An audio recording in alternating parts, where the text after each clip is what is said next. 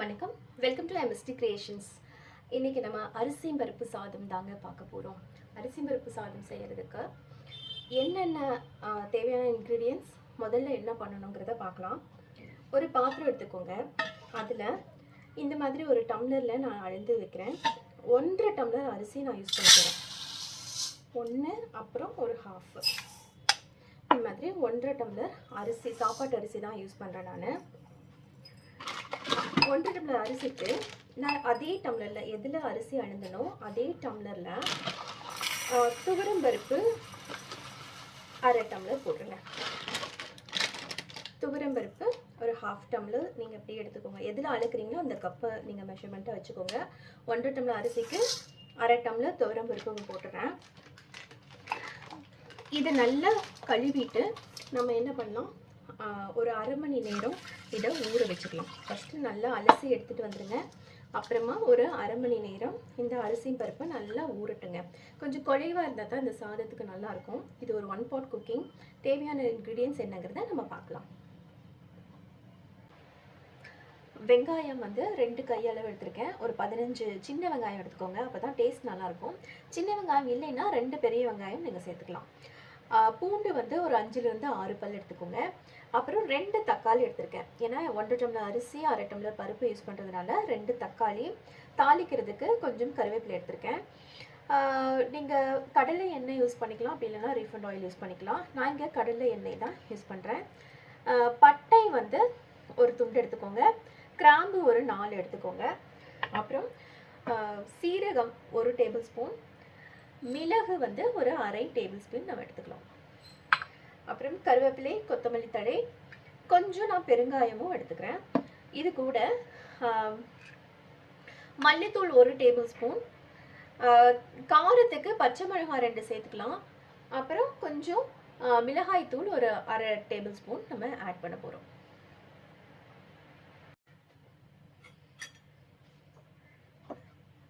பச்சை மிளகாய் 2,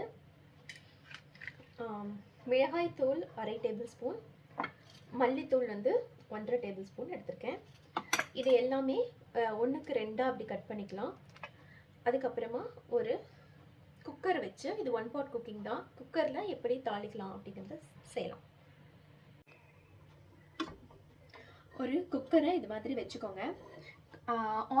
stove on பண்ணிவிட்டு கொஞ்சம் இது சூடாகட்டும். 4 டேபிள் ஸ்பூன் ஆயில் விடுறேன் நான்.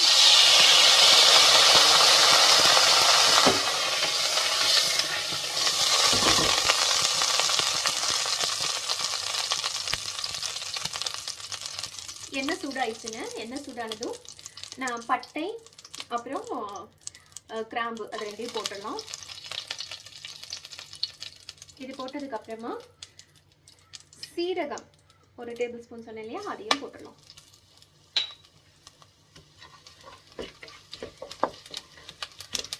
சீரகம் பொரியுது. அப்புறம் 1/2 டேபிள் ஸ்பூன் மிளகு போடலாம்.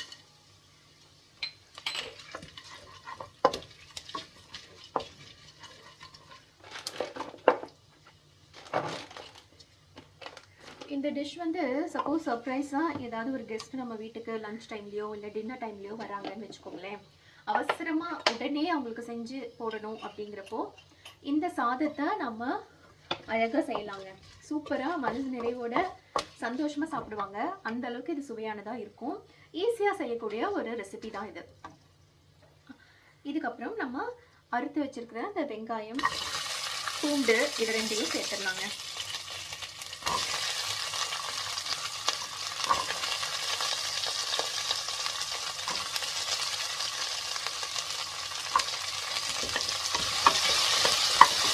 வெங்காயம் வதங்குறதுக்கு கொஞ்சமாக உப்பு சேர்த்துக்கலாம். பிங்க் சால்ட் தான் யூஸ் பண்ணுறேன், இந்துப்பு. அது வெங்காயம் வதங்குற அளவுக்கு மட்டும் நான் சேர்த்துக்கிறேன். வெங்காயம் ஃபுல்லாக வதங்கணும்னு கூட அவசியம் இல்லைங்க. லைட்டாக ஒரு ப்ரௌனிஷாக அந்த டிஞ்ச் வந்ததும் ஒன்றா சேர்க்க ஆரம்பிச்சிடலாம். வெங்காயத்து கூட இந்த 2 பச்சை மிளகாய், கருவேப்பிலை போட்டுறேன்.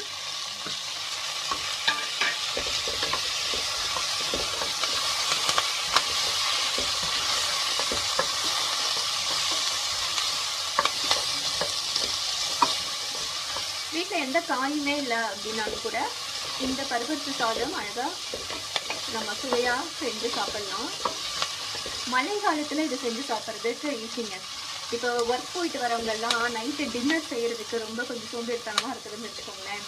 அப்போது இம்மீடியட்டாக டக்குன்னு ஒரு குக்கரை வச்சோமா, வெங்காயம் தக்காளியை போட்டு இது மாதிரி தாளித்து கொட்டி சாப்பிட்டோமான்ட்டு சீக்கிரமாக நம்ம வேலையும் முடியும். இப்போ தக்காளி சேர்த்துக்கலாம். 2 தக்காளி இது மாதிரி க்யூப்ஸை கட் பண்ணி நான் அப்படியே சேர்த்துறேன்.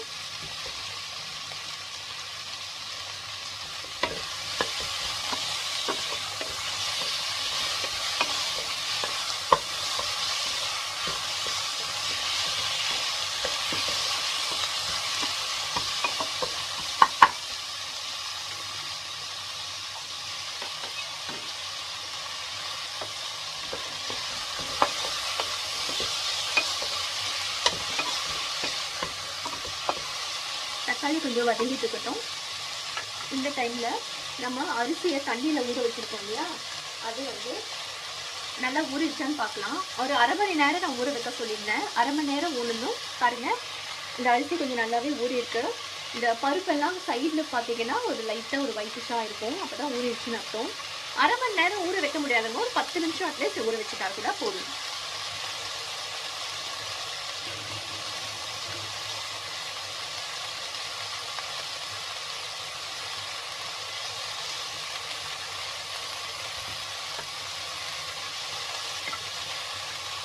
இப்போ மசாலாவுக்கு மஞ்சள்தூள் நான் சொல்ல மறந்துட்டேன். ஒரு 1/4 ஸ்பூன் ஆட் பண்ணிக்கோங்க. இது நல்லா வந்து உங்களுக்கு கலர் கொடுக்கும். நல்லா மஞ்சள்தூள் யூஸ் பண்ணிங்கன்னா. கொஞ்சம் பெருங்காயம் ஆட் பண்ணிக்கலாம்.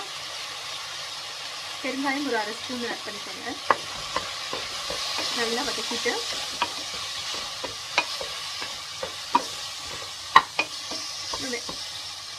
இந்த தக்காளி முழுசும் வதங்கணும்னு அவசியம் இல்லை. 1க்கு 2 வதங்கினா கூட போதும். ஏன்னா நம்ம குக்கரில் தானே வைக்க போகிறோம், ஆவிலேயே அது வெந்து போயிடும். இந்த ஸ்டேஜில் மிளகாய் தூள் 1/2 ஸ்பூன் ஆட் பண்ணிக்கிறேன். உங்கள் காரத்துக்கு தேவையான அளவு கூடவோ குறைச்சலோ டேஸ்ட் பார்த்துட்டு கூட நீங்கள் வேணும்னா ஆட் பண்ணிக்கலாம், இல்லைன்னா ரெடியூஸ் பண்ணிக்கலாம். அது உங்கள் டேஸ்ட்டை பொறுத்து தான். 1/2 ஸ்பூன் மல்லித்தூள் ஆட் பண்ணிக்கலாம்.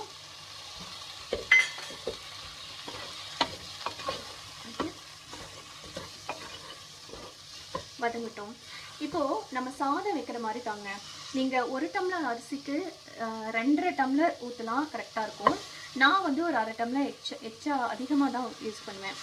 அப்போது இங்கே நான் 1.5 டம்ளர் அரிசி யூஸ் பண்ணியிருக்கேன் இல்லையா, அப்போது அளந்து ஊற்றுறப்போ நான் என்ன பண்ண போகிறேன்னா 4 டம்ளர் தண்ணி ஊற்ற போகிறேன். உங்களுக்கு வேகிறதுக்கு சாதாரணமாக அரிசி வேகிறதுக்கு எவ்வளோ தண்ணி வைப்பீங்களோ அது ஓகே. எனக்கு இங்கே வந்து 1 டம்ளர் அரிசிக்கு 3 டம்ளர் தண்ணி ஊற்றினா தான் வேகுது. நான் இங்கே 1.5 டம்ளர் அரிசி யூஸ் பண்ணியிருக்கேன். அதனால் நான் என்ன பண்ண போகிறேன்னா 4 டம்ளர் தண்ணி ஊற்ற போகிறேன்.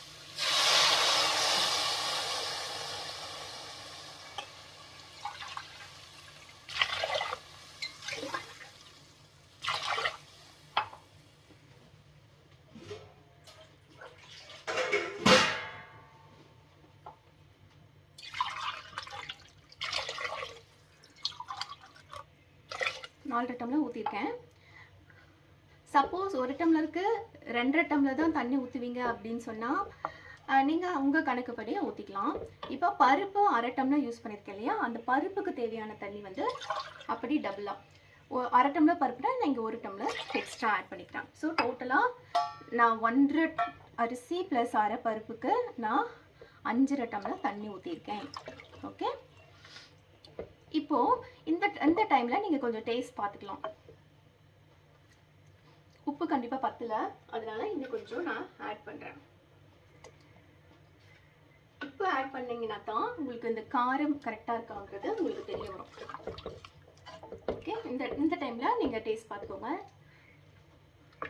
சூப்பருங்க, அருமையாக இருக்குது. காரம் எல்லாமே கரெக்டாக இருக்குது. தண்ணி அழிந்து ஊற்றுனதுக்கு அப்புறமா அந்த ஊற வச்ச அரிசி பருப்பை எடுத்து போட போகிறோம். இது பருப்பரிசி சாதம்னு சொல்லுவாங்க, இல்லைன்னா அரிசி பருப்பு சாதம்னு சொல்லுவாங்க. இது கொங்கு நாட்டு குக்கிங்கில் ரொம்ப ஃபேமஸான ஒரு டிஷ்ஷுங்க. யாருக்குமே இந்த இது தெரியலன்னு சொல்லவே மாட்டாங்க. அந்த அளவுக்கு கோயம்புத்தூர் சைடு, பொள்ளாச்சி சைடில் இருக்கிறவங்க எல்லாருமே இதை நாங்கள் அடிக்கடி செய்கிற ஒரு டிஷ் தான் இது.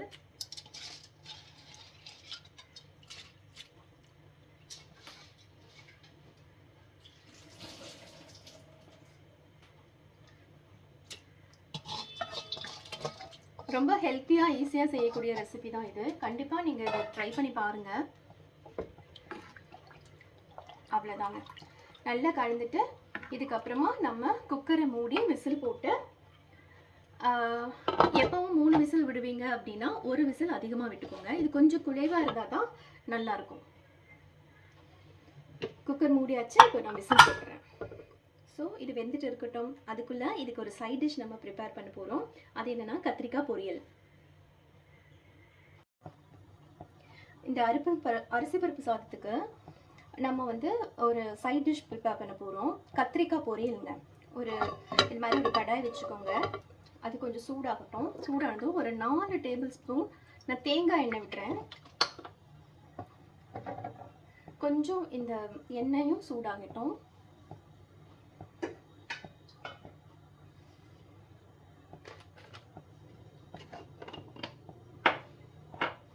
ஓகே, இப்போ எண்ணெய் கொஞ்சம் சூடாயிடுச்சு. இந்த டைமில் நம்ம கடுகு ஒரு 1/2 டேபிள் ஸ்பூன் ஆட் பண்ணிக்கிறோம். கடுகு 1/2 டேபிள் ஸ்பூன். அது கொஞ்சம் பொரியட்டும்.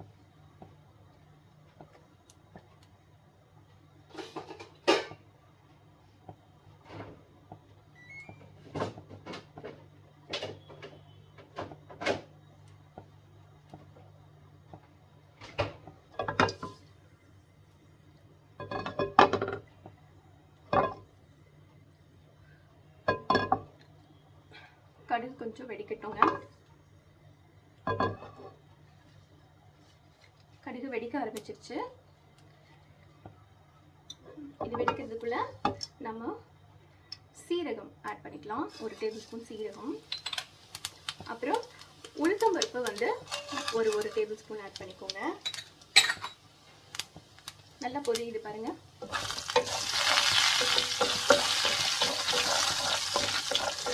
இப்போ நான் ஒரு 10 கத்திரிக்காய், 8லேருந்து ஒரு 10 கத்திரிக்காய், வயலட் கலர் வரி கத்திரிக்காய் தான் நான் க்ளீன் பண்ணி வச்சுருக்கேன். அதை அப்படியே நான் ஆட் பண்ணிடுறேன். நீல வாக்கில் கட் பண்ணியிருக்கேன். உங்களுக்கு வேணும்னா க்யூப்ஸாக கூட போட்டுக்கலாம்.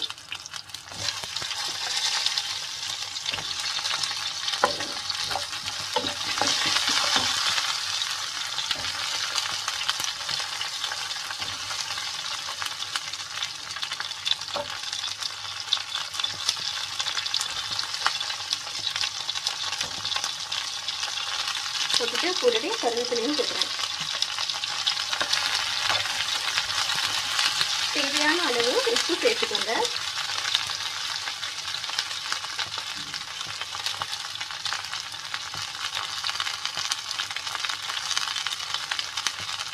உப்பு சேர்க்குறப்ப கொஞ்சம் கவனமாக இருக்கணும். அதிகமாக போயிடுச்சுன்னா நம்ம பொரிக்க முடியாது. ஸோ அளவாக பார்த்து சேர்த்துக்கோங்க உப்பு. சரியா? இந்த அரிசி பருப்பு சாதத்தை கூட வெறும் கத்திரிக்காய் மட்டும் ஆட் பண்ணி கூட பொரியல் செய்யலாம். அப்படி இல்லைன்னா உங்களுக்கு உருளைக்கிழங்கு பொரியல் தனியாகவும் செய்யலாம். இல்லை கத்திரிக்காய் உருளைக்கிழங்கு ரெண்டுமே க்யூப்ஸாக கட் பண்ணி போட்டு இதே ப்ரிப்பரேஷனை அதுக்கும் செய்யலாங்க. அதுவும் ரொம்ப நல்லாயிருக்கும். நான்வெஜ் சாப்பிட்றவங்களா இருந்தீங்க அப்படின்னா இந்த அரிசி பருப்பு சாதத்தை கூட கருவாடு வந்து பெஸ்ட் காம்பினேஷன். என்னோட ஃபேவரெட்டும் அதுதான். கருவாடு ரொம்ப நல்லாயிருக்கும்.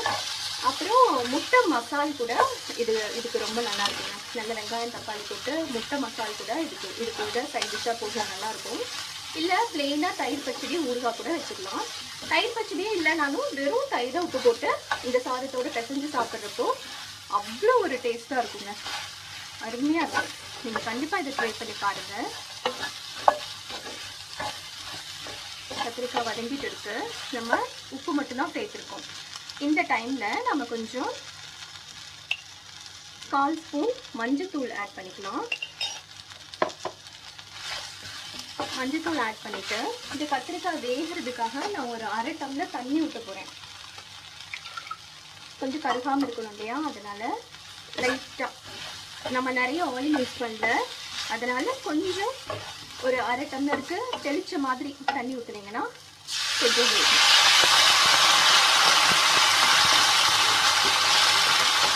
இது சீக்கிரமாக வதங்கிறதுக்கு மூடி வச்சிடலாம். நம்ம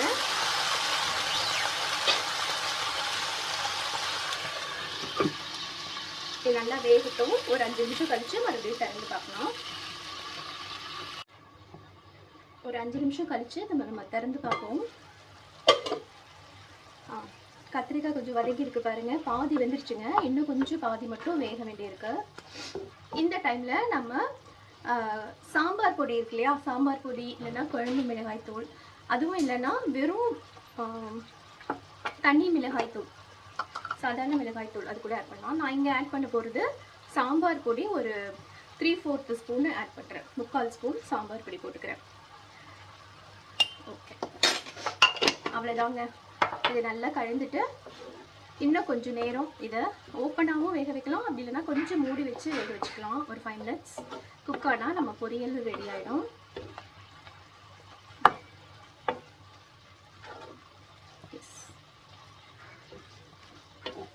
மறுபடியும் கொஞ்சம் நேரம் மூடி வச்சிடலாம் மசாலா பொடி போட்டதுக்கு அப்புறமா. நீங்கள் தனியாக மிளகாய் தூள் வேணாலும் ஆட் பண்ணிக்கோங்க உங்கள் காரத்துக்கு ஏற்ப, அப்படி இல்லைன்னா நான் இங்கே யூஸ் பண்ணியிருக்கிறது சாம்பார் பொடி. ஓகே,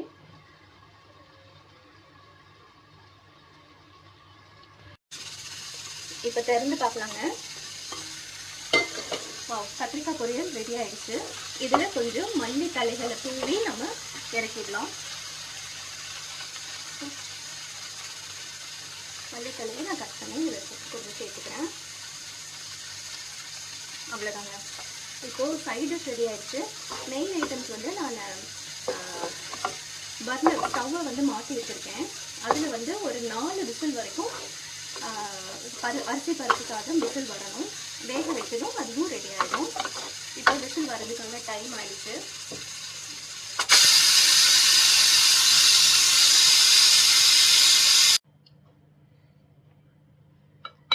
இப்போ விசில் அடங்கிருச்சுங்க. இது மாதிரி விசில் நல்லா அடங்கினதுக்கு அப்புறமா இது 4 விசில் விட்டுருக்கோம் டோட்டலாக. எடுத்து பார்ப்போம் எப்படி இருக்குன்னு சொல்லிட்டு.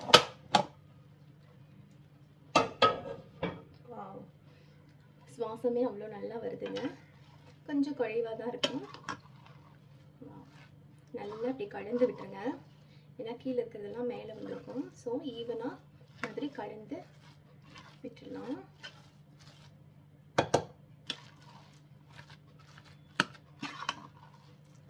இந்த டைமில் நம்ம வந்து ஒரு பிளேட்டில் ட்ரான்ஸ்ஃபர் பண்ணிக்கலாம். நம்ம பருப்பு சாதம் ரெடி ஆயிடுச்சு. இதை ஒரு பிளேட்டில் அழகாக ட்ரான்ஸ்ஃபர் பண்ணிடலாம்.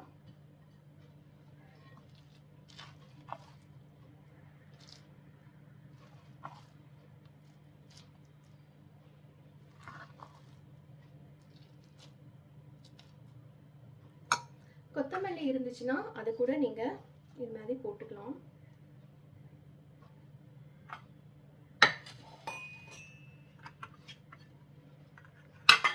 கொத்தமல்லி போட்டு இந்த சூட்லேயே அது வந்து சரியாயிடும். அருமையான சூப்பரான ஸ்மெல் வருது. ஹெல்த்தியான ஒரு டிஷ்ஷுங்க. போட்டு நல்லா கலக்கிடுங்க.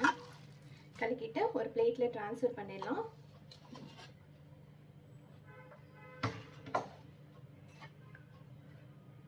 பிளேட்டில் ட்ரான்ஸ்ஃபர் பண்ணிவிட்டு அது கூட சைட் டிஷ்ஷாக ஊறுகாய், அப்புறம் பருப்பரிசி சாதத்துக்கு எப்பவுமே நெய் வந்து யூஸ் பண்ணுங்கள். நெய் விட்டு சாப்பிட்டா தான் அது அவ்வளோ சுவையாக இருக்கும். நெய் கொஞ்சம் ஆட் பண்ணிக்கோங்க உங்களுக்கு தேவையான அளவு. நெய் இல்லைன்னா தேங்காய் எண்ணெய் கொஞ்சம் சிறிது ஆட் பண்ணிக்கோங்க. தேங்காய் எண்ணெய் சேர்த்துட்டு தயிரோடு வச்சு சாப்பிட்லாம்.